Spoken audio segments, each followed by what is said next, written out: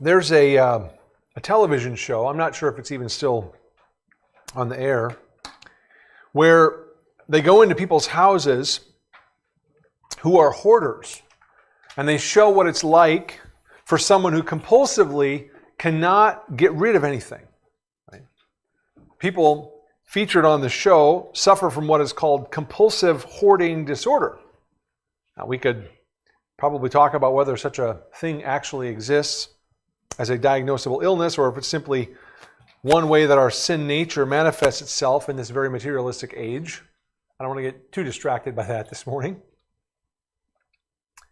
What I think, though, everyone observes pretty easily, when you see someone who's become a hoarder, you see that this person has misplaced priorities. Right? What is it they value? Well, they value familiarity. They value sentimentality over utility, right? Not really a question of whether something's useful or not. It's just they keep it because it's familiar, it's sentimental. They have an unhealthy emotional attachment to possessions. Even things that are just not valuable at all. But they have this emotional attachment, and so they can't let them go. They can't throw them out. They can't ever get rid of them. Now, most of us recognize that someone who is a hoarder is trying to use their material possessions to give themselves a sense of stability and security. But the reason it's a problem is that those things, those possessions, can't actually do that. Right? They're trying to get security and stability from things that are not equipped to provide actual stability and security. In fact, at best, it's a false sense of security because hoarding is really a kind of slavery. And it leads to shame, isolation, increased anxiety. So often people who are hoarders express that they have struggle with anxiety and depression, but then when they hoard, it increases their anxiety. And frankly, it also often leads to a dirty home that comes with all sorts of other health risks. A lot of negative factors involved here. Now, hoarding is an extreme example, and I'm trying to point to here, of what happens when we get our priorities out of whack with respect to material things. It's interesting, in his book, Sticking Points, Hayden Shaw talks about different generations and the way that different generations do things. And he talks about the fact that experiences kind of condition us to act in certain ways. And so, for instance, in that book, he talks about people who grew up in the Great Depression. Now, there aren't a whole lot of those people left anymore, right? We're just getting to the point where most of those people aren't around. But the people who grew up in the Great Depression, he says they'll do things like they'll keep, dozens and dozens and dozens of empty butter tubs and cottage cheese tubs and whatever down in the cellar, right? Even though they have plenty of money to buy Tupperware and other containers. Why? Why would they store all of those? Well, he says the reason they did it is experience for them of going through a time when they were very young, when they didn't have very much. Experience taught them that they should hold on to things that might someday be useful. Because you never know when you're going to run short again. Okay. Now that's not as extreme as hoarding. But we can kind of see the impulse though, right? We understand it.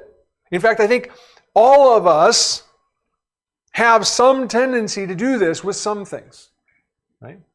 We all have a tendency to hold on to something, right? Maybe it's scraps of lumber or buttons or extra Tupperware lids or mismatched socks just in case you might need them someday, right? Something like that. We'll have that tendency. So we all, I think, sometimes struggle with a misplaced sense of the importance of material things, right? We've all got that closet that hasn't been gone into for 5 years, and the stuff is in there, and I might need it someday, so I'm just going to leave it there, right? I mean, that's kind of a natural thing, but what it really represents is it represents a misplaced value here. We're not necessarily rightly thinking about these material things. Right? Again, don't misunderstand what I'm saying. I'm not saying that if you have a junk drawer, everybody's got a junk drawer, right? It's got stuff in it, odds and ends of things. I'm not saying that that's like wrong or sinful. I'm just saying we can see the impulse, but it can obviously at some point become a problem, right? Really get out of whack. Now, last Sunday, we looked at a few comparative proverbs about wealth and money. And my goal last week was to try to help provide a foundation so we can have a wise set of priorities when thinking about material possessions. Right? And so what did we find last week? Well, we found that there are some things better than money. Peace is better than money. Integrity is better than money. A good reputation, better than money. These were three things. As I said last week, these are not the only things. These aren't even the only things that Proverbs mentions, but these were just three things that we found in Proverbs that Solomon tells us are better than money. And it's important for us to have that understanding so that we can have a right foundation here, so we can think rightly about this. Now today I want to come back to the book of Proverbs. And my plan is this will be the last time that we're in the book of Proverbs this year. And I want to consider some of the things that Solomon says about wealth. But here specifically today, I want to look at some limitations of wealth. There are some limits. There are some things that money can't do. And that's what we want to look at today. Some things that money can't do. And who would know better of the limits of wealth than Solomon? Right? What do we know about Solomon? Well, we know when he was a young man and he became king in Israel after his father, that the Lord came to him and said, I'll give you anything you want. What would you ask for? And what did Solomon say? Wisdom, right? Give me insight so I can know how to be a good king. Because I'm young, I'm ill-equipped to do what you've called me to do. I have this great nation you want me to lead, and I don't know how to do it. And I need your wisdom. And what did God say? God said, because you didn't ask for long life, you didn't ask for the heads of all your enemies, you didn't ask for money, but you asked for wisdom, I'm going to give you all of those things too, along with wisdom. So Solomon experienced really what we would call the golden age of the nation of Israel in the Old Testament. The historical books tell us that silver in Jerusalem was essentially worthless because there was so much of it that silver was devalued in the economy.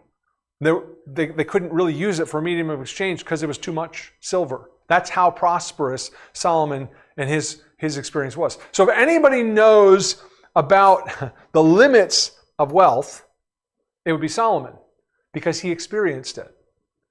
He's not just speaking theoretically here. He's speaking from direct personal experience. And so Solomon's going to give us some things that are really important for us to know today. And I want to just try to zero in on a handful of these principles from just a few chapters in Proverbs. We're not trying to survey the whole book here. We're just trying to keep our focus, because otherwise we could be here all day, all night, all week, and we'll try to avoid that, okay? So look with me there, Proverbs chapter 18 and verse 11.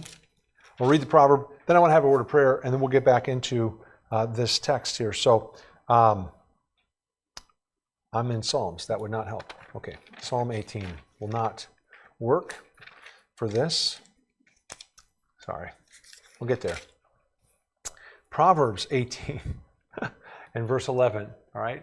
Solomon says this. He says, the rich man's wealth is his strong city, and like a high wall in his own esteem. We'll talk about what that means in just a second. Let's pray. Father, we thank you for giving us your word. Again, left to ourselves, we would have all sorts of wrong ideas about the way the world works. We'd have all sorts of wrong ideas about who we are, all sorts of wrong ideas about who you are. We know that because we look around the world today and we can see that the world is filled with different philosophies and ideas about everything. And most of them are completely uninformed about the actual truth of reality, because most of those ideas are just things that we have come up in our own minds. And they have nothing to do with you.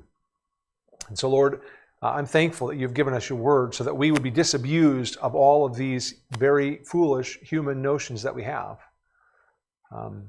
It's hard for us to give those up, though, Lord. We get prideful, and it's difficult for us to admit that we don't know, and we need you to tell us and teach us. So I pray that you'd help us right now to humble ourselves before you, that we would come to your word as learners, as students, as followers, as committed disciples, those who are already committing from the outset that we are going to follow you and what you say.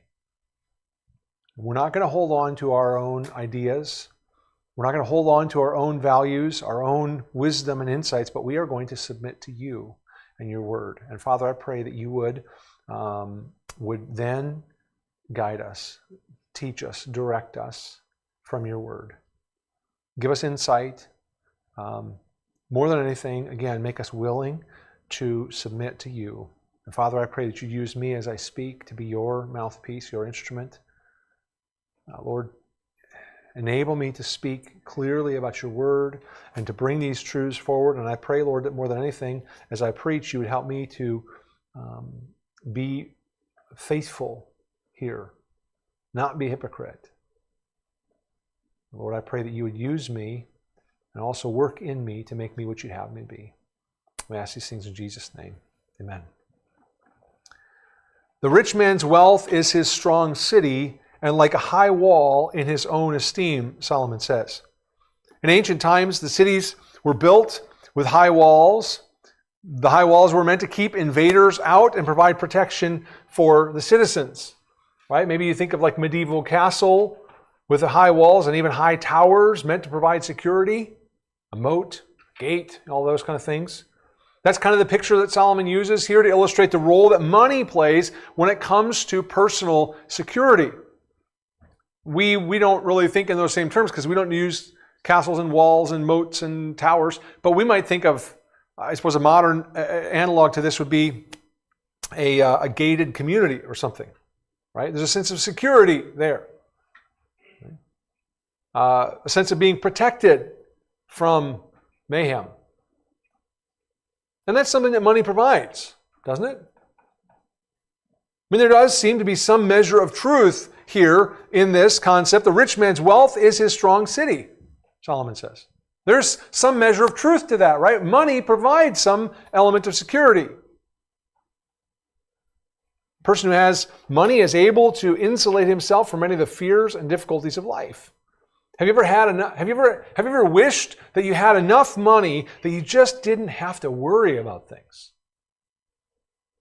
I'm not saying like you wanted to be filthy rich, we talked about last week, like Elon Musk, almost half a $1 trillion net worth at this point. I'm not talking about that, but just comfortable, right? So you don't have to worry about it. You just don't have to think about it. You ever wish you had that kind of financial security that meant you didn't have to think about how much it cost to repair the roof? You just did it. It didn't matter. Or how much that car transmission cost. Who cares? We just take care of it. I have no problem. Don't worry about it, right? Or how much that medical procedure would cost. Don't worry about it. Just take care of it. Wouldn't it be nice to you think about that? It'd be nice to have that kind of security. Here's the thing. Money can provide that, except it's really a mirage.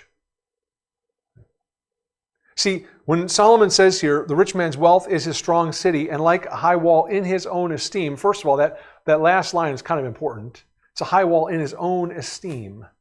He thinks of it this way. This is how he envisions it. His money provides security for him. But we have to read this proverb in context. I know mostly we don't read Proverbs in context because Proverbs seem very disjointed, right? They don't seem to fit together. But in this case, that's an exception to the rule, I suppose, right? Look at the verse before this. Verse 10. The name of the Lord is a strong tower. The righteous run to it and are safe. So where is actual safety and security to be found? In the Lord. In the name of the Lord. In His authority, in His power. He is the one. It's not in the rich man's wealth. It's the Lord. You see, this is what's very important for us to understand here. The first principle that we see in Proverbs that we're going to look at today is money can't buy security. I mean, it looks like it can. It seems like it. But ultimately, it can't. It's not money that is the strong tower. It's the name of the Lord. Now, again, as I've said before, I think that Solomon learned some of these things directly from his father David. So why don't you just keep your finger there, but turn with me to Psalm 62. Because I'm going to read this psalm in its entirety. It's only 12 verses, but I think this is a lesson that Solomon learned from his father. Psalm 62 is a psalm of David. And here's what he says: "Truly my soul waits for God. From him comes my salvation. He only is my rock and my salvation. He is my defense. I shall not be greatly moved." But then keep reading here. What does he say? "How long will you attack a man? You shall be slain, all of you, like a leaning wall and a tottering fence. They only consult to cast him down from his high position. They delight in lies. They bless with their mouth, but they curse inwardly." Selah. This is David writing about his opponents, these people who want to destroy him. But he says this: "My soul," verse 5, "wait silently for God alone. For my expectation is from him. He only is my rock and my salvation. He is my defense. I shall not be moved." He's already said that once. This is the second time. "In God is my salvation and my glory. The rock of my strength and my refuge is in God." Trust him at all times, you people. Pour out your heart before him. God is a refuge for us. Salah. David's commitment, his faith is in the Lord. And notice over and over again, God is my rock. God is my refuge. God is my trust. Everything is in God. He is my defense. But then notice what he says in verse 9. This is really important. Here's where the principle gets brought forward. "Surely men of low degree are a vapor. Men of high degree are a lie. If they are weighed on the scales, they are altogether lighter than vapor. Do not trust in oppression nor vainly hope in robbery. If riches increase, do not set your heart on them." God has spoken once. Twice I have heard this, that power belongs to God. Also to you, O Lord, belongs mercy, for you render to each one according to his work. See, David understood this principle. Money can't buy security. The true security, the true hope is in God. What does he say? God is my rock, he says. God is my salvation. God is my defense. He says men of low degree, men of high degree, right? In other words, it doesn't matter what do men add up to on the scale. He says, put them on the scale. What do they add up to? He says, it's like lighter than air. They're nothing. Men are nothing. Riches, don't set your heart on them. Why not? Because in the end, they can't save you. That's the application David makes here. Riches, men, human effort, human strength, this stuff doesn't help. The real security, the real foundation is God. He is my rock. He is my salvation. He is the one I can trust in. David says, that's it. So Solomon gets this lesson from his father. And Solomon says it again in Proverbs 11 and verse 4. He says, "Riches do not profit in the day of wrath, but righteousness delivers from death." Riches may give us a sense of security, the appearance of safety, but in the end, it's an illusion. Don't trust it. Riches cannot buy security. Now let's turn back to Proverbs 19. Proverbs 19, and we'll find another principle here. Proverbs 19 and verse 4. He says this: "Wealth makes many friends, but the poor is separated from his friend." And then skip down to verse 6. "Many entreat the favor of the nobility, and every man is a friend to one who gives gifts. All the brothers of the poor hate him. How much more do his friends go far from him? He may pursue them with words, yet they abandon him." This is another principle about money. Money can't buy true friendship. Money can't buy true friendship. Now, money can definitely buy friends. And Solomon is not denying that. Someone with money will never lack people who want to hang around and enjoy the perks. Right? Friends will never be far from someone with money. That's not the issue. Celebrities have entourages. Professional athletes find themselves surrounded by friends and family members. They all want to get a taste of the good life. I was looking at this week, and one study found that 78%, listen to this, 78% of professional athletes go broke within 3 years of retiring from the sport. 78%. Now, why does that happen? Well, a lot of these athletes come from poor backgrounds. They know what it's like to be poor. They know what it's like to struggle financially. What many of them don't know how to do is manage money. They don't know how to handle it. Many of them are unprepared for the way that people will latch on to them and expect them to spend their earnings on them. Right? Family and friends coming along and gonna surround them with all these people. But what happens when the money runs out? What happens to all the people that are hanging on when the money runs out? Solomon knew, and I think we all do too. Where does the entourage go when there's no more fancy cars, no more parties, no more trips, no more high-end hotels? It evaporates into thin air. Solomon says the poor man is separated from his friends. Verse 4, the poor man is separated from his friends. In verse 7, he even says his brothers, his family members, hate him. They want nothing to do with the poor man. And listen, if his family won't stick around him, why would anybody else, right? Now, this isn't right for them to do this. Solomon is not saying this is the right thing. It's not noble to only hang out with someone when they have money and then when they run out to disappear. That's not noble. But Solomon is simply telling us that's how it is. If we look at chapter 14,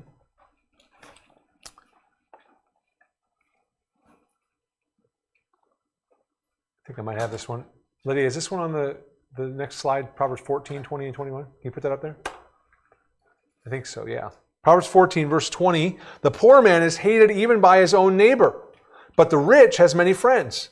He who despises his neighbor sins, but he who has mercy on the poor, happy is he.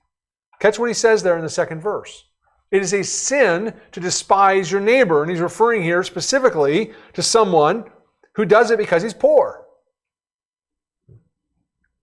In fact, on the other hand, he says it's a source of happiness or blessing to have mercy on someone who is in poverty. But we live in the real world. Solomon is writing about how it really is.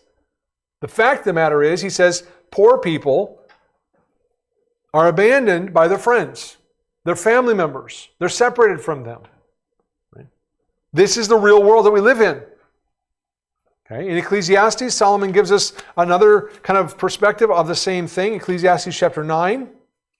If you want to turn there just for a minute. Ecclesiastes 9, verse 13. Solomon says this. This is an interesting little account here. He says, this wisdom I've also seen under the sun, and it seemed great to me. There was a little city with few men in it, and a great king came against it, besieged it, and built great snares around it. So picture this. We got a city surrounded by an army, and the king has built a siege works against it. And notice what he says then. He says, now there was found in it, in the city, a poor wise man, and he by his wisdom delivered the city. Okay, so what a great thing. This man has wisdom, and he uses his wisdom, and he delivers the city from the threat. But we can't overlook the fact that he's a poor wise man, because notice what he says next. Yet no one remembered that same poor man. Then I said, wisdom is better than strength. Nevertheless, the poor man's wisdom is despised, and his words are not heard. Words of the wise spoken quietly should be heard, rather than the shout of a ruler of fools. Wisdom is better than weapons of war, but one sinner destroys much good. Solomon says, I learned something from this. Wisdom is better than strength. You can defeat a military with wisdom, but the problem is if you're poor, no one listens to you. That's the reality of it. Now again, he's not saying this is how it should be. He's simply observing the real world. This is the reality, he says. The poor man, he's ignored. His contribution is forgotten. It's unappreciated. Why? Simply because he's poor. Solomon says we should value wisdom more than riches. But we need to remember And this is so important for us to remember this. Money only buys fair weather friends. That's all money can do. Yeah, it can bring us friends, but they're only fair weather friends. When you're in trouble, they're nowhere to be found. When the money is not flowing freely, they're gone. They're not real friends. They're only there for the money.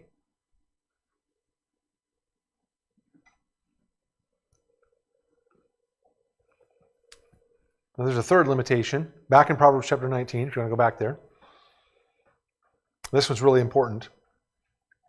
Proverbs 19, verse 14. Another limitation of money. He says this, houses and riches are an inheritance from fathers, but a prudent wife is from the Lord. Houses and riches are an inheritance from fathers, but a prudent wife is from the Lord. Money can't buy a wise wife. Now, how did people in Bible times find a wife? Did they use dating apps? Go to IsraeliteMingle.com. You visit the local well and ask the women there to fetch you a drink of water and see if she waters your animals too. Maybe you hide out in the rocks and you grab girls when they go out to dance in the fields during the harvest festival. Those are both instances of things that actually did happen in the Bible where people found wives. Not that I'm recommending them, just observing that's what happens sometimes. No, the reality is most of the time in the Bible, in Bible times, in their culture and their era, most of those were arranged marriages. Right? The parents of the bride and the groom came to an agreement and set it up. So keep that in mind when you read this proverb and look at it again. Houses and riches are an inheritance from fathers. Now we get that, don't we? Your father can leave you a legacy of wealth and possessions, of houses, of land, of real estate. He may even have a role in deciding whom you marry. In Solomon's day, that would have been a significant role. But can he guarantee you a wise and prudent wife? Can he bless you with a woman who will be a blessing to you and not a hindrance? And the answer to that is no. That's what Solomon is saying here. Now, the book of Proverbs says a lot about husbands and wives. Lord willing, next summer, we will return to the book of Proverbs. And I do plan to spend some time considering wisdom for husbands and wives. Of course, Proverbs 31 has a lengthy poem about the virtuous woman. A lot of ladies really dislike that passage for some reason. And I think we probably need to study it more, not less, so we can understand it better and appreciate what God is actually teaching there. But that's, again, beside the point today. Proverbs has a lot to say about what makes a good wife, but Proverbs also has some warnings about what life is like for a man who is married to a foolish woman. So let me share a couple of verses with you. Proverbs chapter 12 and verse 4. An excellent wife is a crown of her husband, but she who causes shame is like rottenness in his bones. Think about that, like rottenness in his bones. This could not go deeper. That's the implication here. Rottenness in your bones could not possibly go deeper into you than for a man to marry a wife who behaves shamefully. That's serious. Or consider chapter 21, verses 9 and 19. He says, better to dwell in the corner of a housetop than in a house shared with a contentious woman. And verse 19, better to dwell in the corner of a housetop, better to dwell in the wilderness than with a contentious and angry woman. I think both of them up there. You ever wonder why some guys camp out in the garage or they're on their fishing boat all the time? I'm not saying this as a general rule, but in some cases it may be because he's got an angry, a combative, a hostile wife. And he's just looking for some peace and quiet. And Solomon says it's far better to dwell in the corner of the housetop, far better to go out and live in the wilderness than to try and live in a house with a woman who is constantly arguing and quarreling. Just two more verses here. Sorry, ladies, I'm not trying to make a sweeping generalization. I'm just trying to tell you what Solomon says here, but Proverbs 27, you can turn there with me actually. Proverbs 27, verses 15 and 16.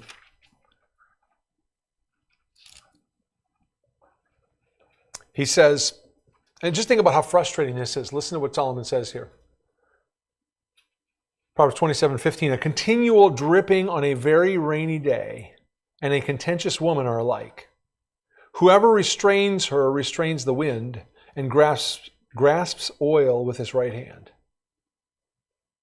You ever try grabbing a handful of water? This is grabbing oil and trying to hold on oil in your hand. Or we have an expression today, it's like nailing Jell-O to a wall, right? I'm pretty sure Solomon didn't know anything about Jell-O, so that's why he didn't use that expression, okay? But the point of what he's saying is life with a nagging or constantly critical wife it's like having a leaky roof on a rainy day. Just that drip, drip, drip, drip, drip. And there's no way to stop it. You can't fix it. Why? Because you can't change your spouse. And that's true, by the way, both for husbands and wives.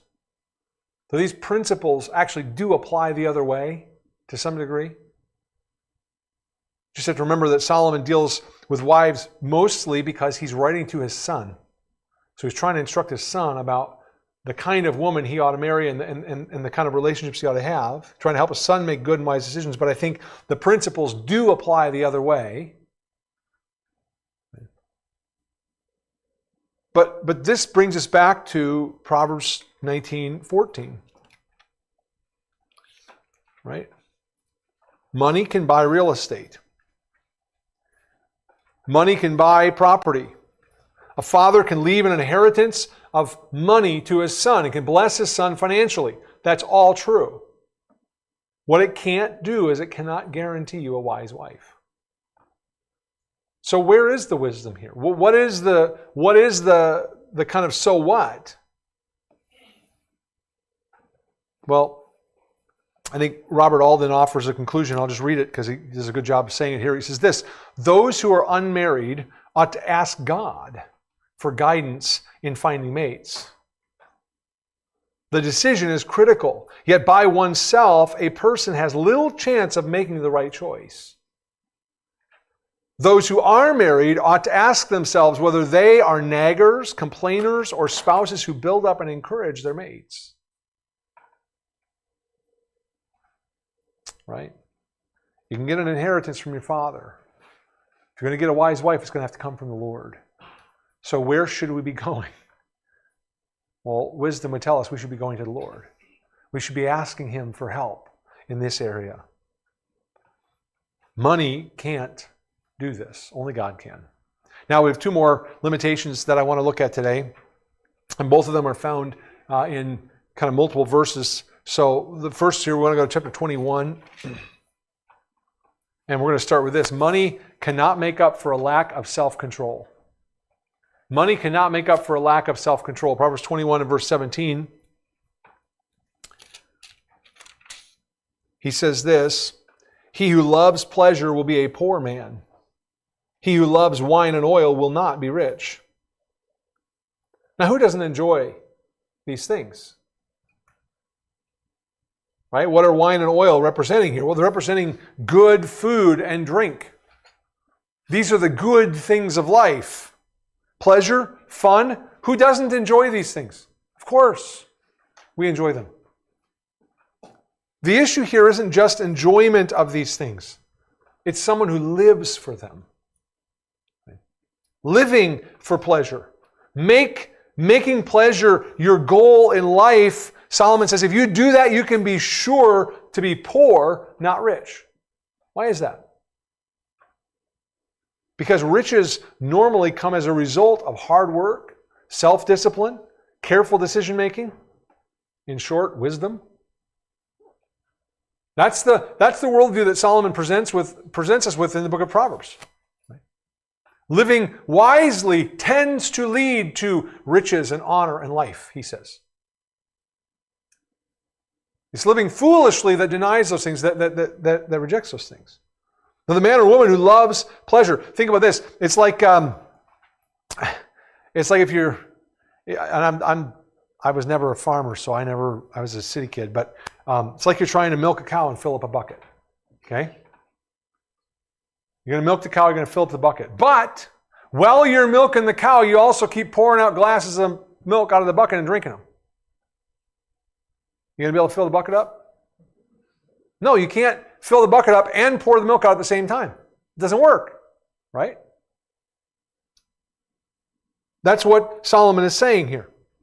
Right? If you love pleasure, you love the good things in life, you live for those things, you're not going to be able to build wealth because you're going to be constantly spending it.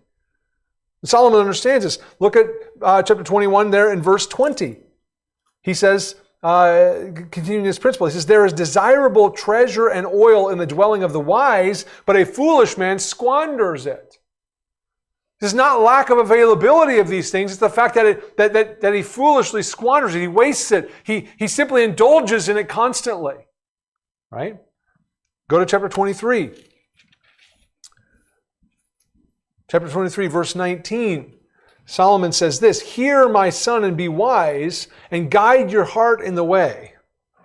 So he's appealing to his son. Listen, my son, listen, and let your heart be guided by this. What does he say? Do not mix with winebibbers or with gluttonous eaters of meat, for the drunkard and the glutton will come to poverty, and drowsiness will clothe the man with rags. Notice how he connects gluttons and drunkards here with loving sleep. That's what the New King James translates as drowsiness. This is someone who's living for pleasure. Someone who has no impulse to get up and go to work, no self-discipline, no self-control. He lives only for what he can eat and what he can drink and for his own pleasure, his own comfort. So he's lazy. He loves to sleep. He loves to eat. He loves to drink. And he says, don't hang out with people like that or you will end up in rags and poverty.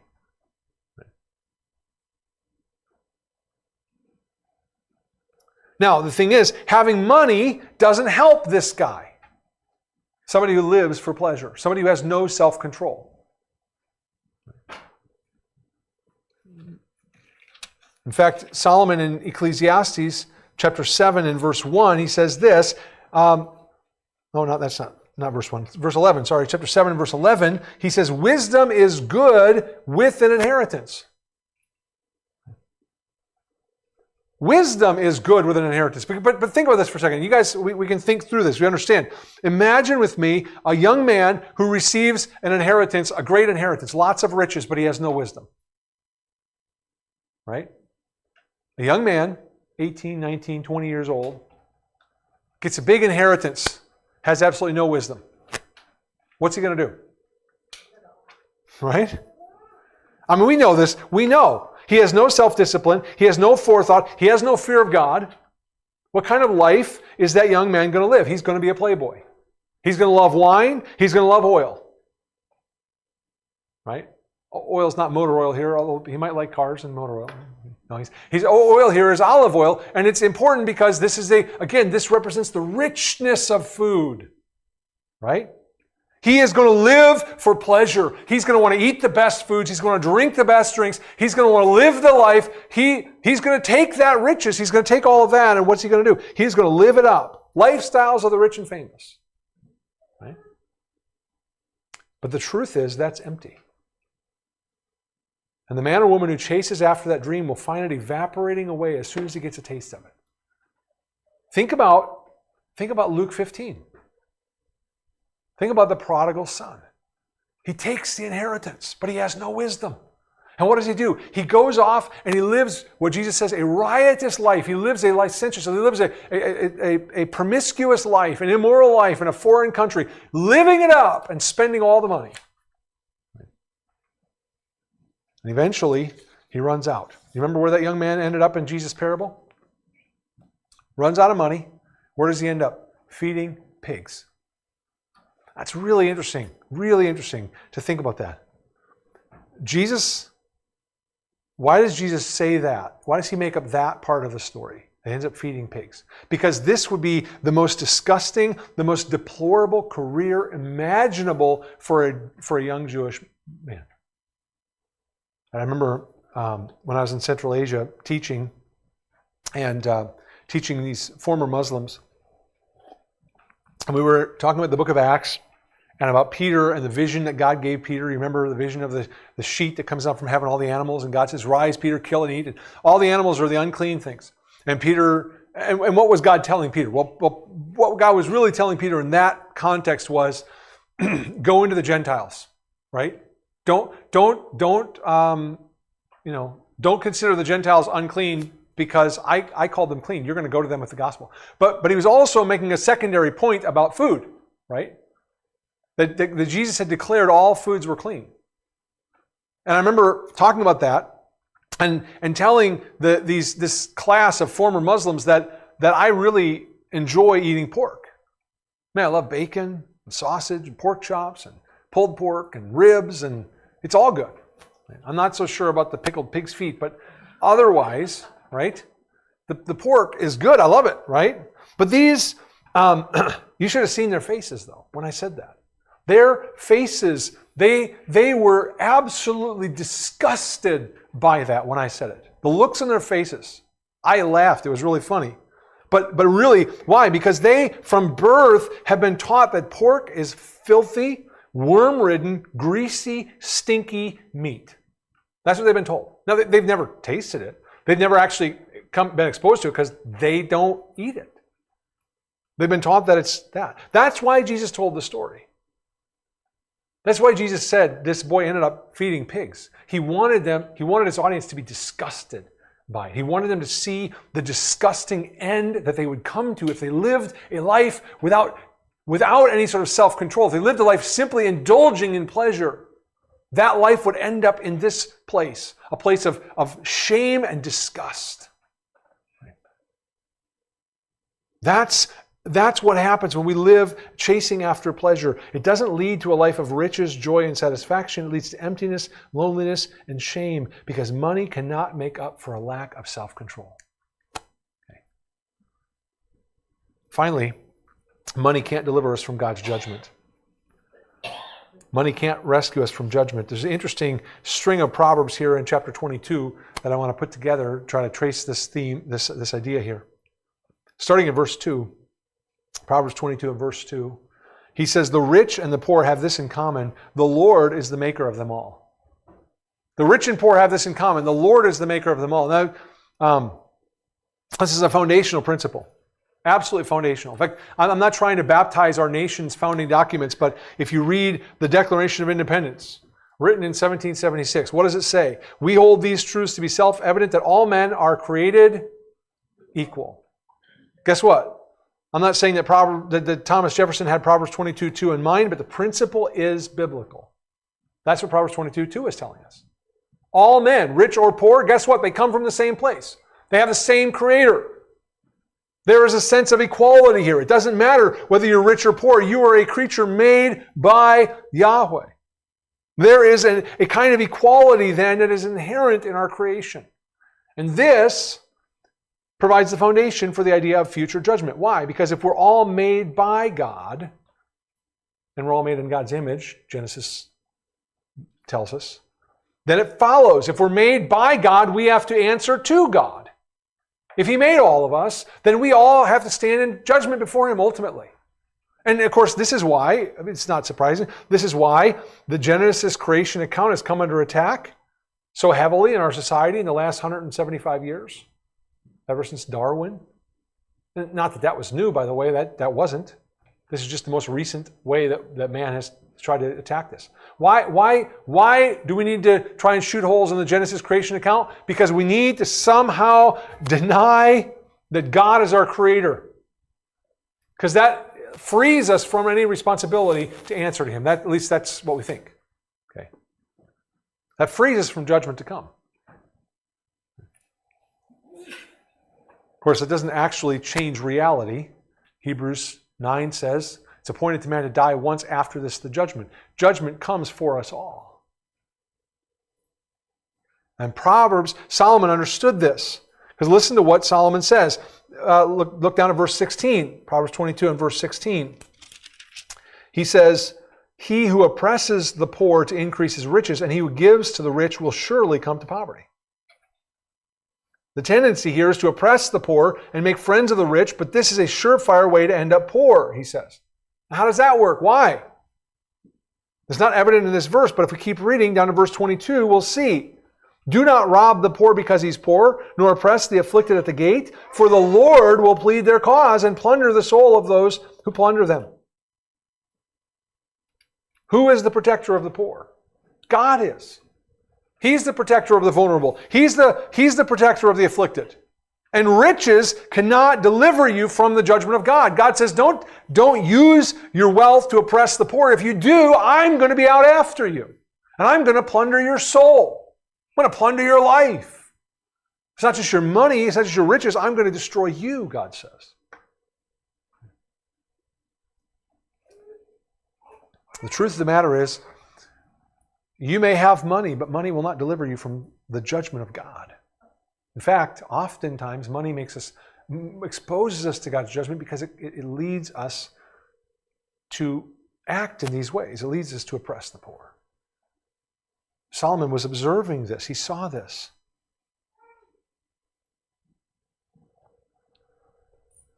Money cannot deliver us from judgment. Now, let me finish by reading another psalm.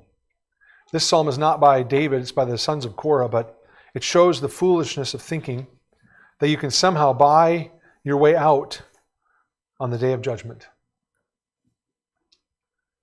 The only way, though, that we can escape God's wrath is not through riches. It's not through money. You can't buy your way out of it. The only way to escape the judgment of God is through the Lord Himself. You have to turn to Him for salvation. Your money will do you no good on that day. Psalm 49. I'll put it up on the screen for you too, but Psalm 49 says this, hear this, all you peoples. Listen, all who inhabit the world, both low and high, rich and poor together. My mouth speaks wisdom. My heart's meditation brings understanding. I turn my ear to a proverb. I explain my riddle with a lyre. Why should I fear in times of trouble? The iniquity of my foes surrounds me. They trust in their wealth and boast in their abundant riches. Yet these cannot redeem a person or pay his ransom to God. Since the price of redeeming him is so costly, one should forever stop trying so that he may live forever and not see the pit. For one can see that the wise die. The foolish and the stupid also pass away. Then they leave their wealth to others. Their graves are their permanent homes, their dwellings from generation to generation, though they have named estates after themselves. But despite his assets, mankind will not last. He is like the animals that perish. This is the way of those who are arrogant and of their followers who approve of their words. Selah. Like sheep, they are headed for Sheol. Death will shepherd them.